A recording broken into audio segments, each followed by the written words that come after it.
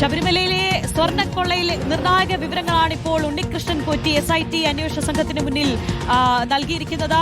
ഉദ്യോഗസ്ഥർക്ക് കൃത്യമായ പങ്കുണ്ട്. ഗൂഢാലോചനയുടെ ഭാഗമായാണ് താൻ ഇക്കാര്യങ്ങളിലൊക്കെ എത്തിയതും കൽപേഷും ഗൂഢാലോചനയുടെ ഭാഗമാണെന്നുള്ള വിവരങ്ങൾ പുറത്തുവരുന്നു. ഒപ്പം തന്നെ സ്വർണം വീതിച്ചു നൽകി എന്നുള്ള കാര്യം കൂടി പുറത്തേക്ക് വരികയാണ്. റഹീസ് റഷീദുണ്ട് വിശദാംശങ്ങളുമായി. റഹീസ്, അല്പസമയം ഉച്ചയോട് തന്നെ ഉണ്ണികൃഷ്ണൻ പോറ്റിയെ കോടതിയിൽ ഹാജരാക്കുമെന്നാണ് മനസ്സിലാക്കുന്നത്. റഹീസ്, ഇതിൽ മറ്റൊരു കാര്യം സ്മാർട്ട് ക്രിയേഷൻസുമായി ബന്ധപ്പെട്ടാണ്. സ്മാർട്ട് ക്രിയേഷൻസിന്റെ ആദ്യ മൊഴികൾ നമ്മൾ കണ്ടതാണ്.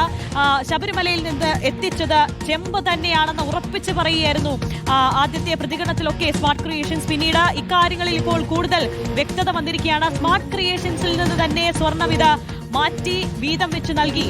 അത് സ്വർണം ഒരുക്കിയെടുത്ത് മാറ്റിയത് സ്മാർട്ട് ക്രിയേഷൻസിൽ നിന്ന് തന്നെയാണ് എന്നുള്ള ഒരു സംശയത്തിലേക്ക് തന്നെയല്ലേ അന്വേഷണ സംഘം? കൃത്യമായി വിവരങ്ങൾ ശേഖരിച്ചിരുന്നല്ലോ SIT അന്വേഷണ സംഘം ഈ സ്ഥാപനത്തിൽ നിന്നും കഴിഞ്ഞ ദിവസങ്ങളിലൊക്കെ.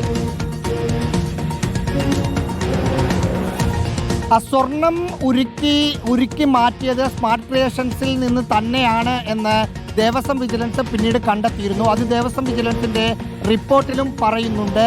അവിടെ സ്വർണം ഉരുക്കില്ല എന്ന് തുടക്കത്തിൽ പറഞ്ഞിരുന്ന സ്മാർട്ട് ക്രിയേഷൻസ് പിന്നെ ഉണ്ണികൃഷ്ണൻ പോറ്റിയുമായിട്ടുള്ള പ്രത്യേക ബന്ധത്തിൽ മറ്റ് സ്ഥലങ്ങളിൽ നിന്ന് വൈദഗ്ധ്യമുള്ള ആളുകളെ എത്തിച്ച് സ്വർണം ഉരുക്കി മാറ്റി അത് ബാക്കി വന്ന സ്വർണം കൽപേഷിന് കൊടുത്തു എന്ന് നേരത്തെ തന്നെ ദേവസ്വം വിജിലൻസ് കണ്ടെത്തിയിരുന്നു. ദേവസ്വം വിജിലൻസിന്റെ കണ്ടെത്തലുകളിൽ നിന്നുകൊണ്ട് പിന്നീട് മുന്നോട്ട് പോകുന്ന ഒരു അന്വേഷണമാണ് SIT നടത്തിക്കൊണ്ടിരിക്കുന്നതും. SITയുടെ ഇപ്പോഴുള്ള ഉണ്ണികൃഷ്ണൻ പോറ്റിയിലേക്ക് SIT എത്തിയ അന്വേഷണ വഴിയും സ്വാഭാവികമായും വെള്ളിയാഴ്ച കോടതി നിർദ്ദേശം നൽകുന്നു.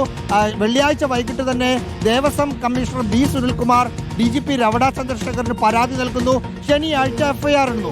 FIR ഇട്ടതിന് പിന്നാലെ ഈ ദേവസ്വം വിജിലൻസിന്റെ റിപ്പോർട്ടിൽ കൃത്യമായി സ്വർണ്ണക്കൊള്ള നടത്തി ഉണ്ണികൃഷ്ണൻ പോറ്റി എന്ന് എഴുതി വെച്ചിട്ടുള്ളത് കൊണ്ട് പോറ്റിയെ പെട്ടെന്ന് തന്നെ കസ്റ്റഡിയിൽ എടുക്കുകയും ചോദ്യം ചെയ്യുകയും അറസ്റ്റ് രേഖപ്പെടുത്തുകയും ചെയ്യാനുള്ള ഒരു സാധ്യത അന്വേഷണ സംഘത്തിന്റെ ഭാഗത്ത് നിന്ന് ഉണ്ടാകുമെന്നായിരുന്നു പലരും കരുതിയിരുന്നത്. പക്ഷേ അന്വേഷണ സംഘം അങ്ങനെയല്ല ചെയ്തത്.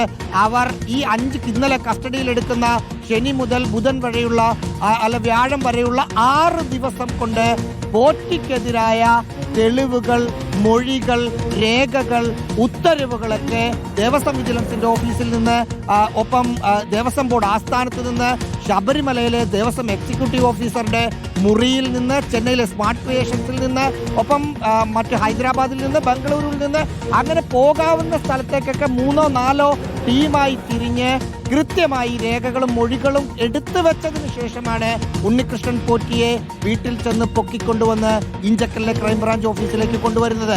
സ്വാഭാവികമായും പോറ്റി പറയുന്ന ഓരോ കള്ളത്തിനും രേഖകൾ വെച്ച്, മൊഴികൾ വെച്ച്, ശബ്ദിക്കുന്ന തെളിവുകൾ വെച്ച് മറുപടി പറയിപ്പിച്ച് മുന്നോട്ട് പോവുകയാണ് SIT ചെയ്യുന്നത്. നേരത്തെ നമ്മൾ ഹരി പറഞ്ഞതുപോലെ അല്ലെങ്കിൽ പ്രസാദ് പറഞ്ഞതുപോലെ ഒരു യൂണിഫോം ഫോഴ്സ് അല്ലാത്ത വെറും 10 ഉദ്യോഗസ്ഥരുള്ള ദേവസ്വം വിജിലൻസിന് അധികാര പരിധിയിൽ പലതരത്തിലുള്ള പ്രശ്നങ്ങളുണ്ട്. പോറ്റി പറയുന്നത് എഴുതിയെടുക്കുക അല്ലെങ്കിൽ അതേക്കുറിച്ച് അന്വേഷിച്ച് അത് റിപ്പോർട്ടാക്കുക എന്നതിനപ്പുറം ഒരു പോലീസ് രീതിയിലുള്ള ചോദ്യം ചെയ്യലിന് അവർ SP റാങ്കിലുള്ള ഉദ്യോഗസ്ഥരാണെങ്കിലും അവർക്ക് പരിമിതികളുണ്ട്.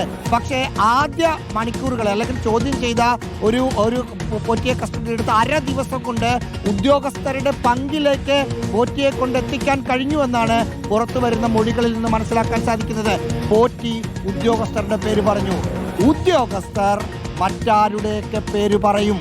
സ്വാഭാവികമായും ഒരു പോറ്റിയും 9 ഉദ്യോഗസ്ഥരും ചേർന്നാൽ ശ്രീകോവിലിലെ ഈ കോടിക്കണക്കിന് രൂപയുള്ള കിലോ കണക്കിന് സ്വർണം അവിടെ നിന്ന് കൊണ്ടുപോകാൻ കഴിയില്ല.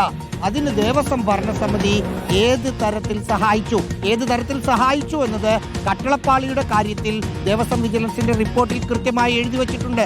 ഈ സ്വർണ്ണക്കൊള്ളയ്ക്ക് കാരണം 2019 ദേവസ്വം ഭരണസമിതിയാണ് എന്ന് കൃത്യമായി ദേവസ്വം വിജിലൻസിന്റെ SP സുനിൽകുമാർ ഹൈക്കോടതിയിലെ ദേവസ്വം ബെഞ്ചിന് നൽകിയ റിപ്പോർട്ടിൽ പറയുന്നുണ്ട്.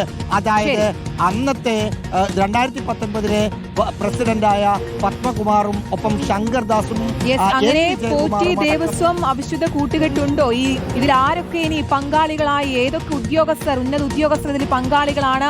സ്വർണം ആർക്കൊക്കെ വീതിച്ചു നൽകി, എങ്ങനെയൊക്കെ പോയി, ആരൊക്കെ ഇതിൽ ഇനിയും കുടുങ്ങുമെന്നുള്ള ഒട്ടനവധി ചോദ്യങ്ങൾ ബാക്കിയാണ്. ഇന്ന് പുലർച്ചെയാണ് ഉണ്ണികൃഷ്ണൻ പോറ്റിയെ അറസ്റ്റ് ചെയ്തത്.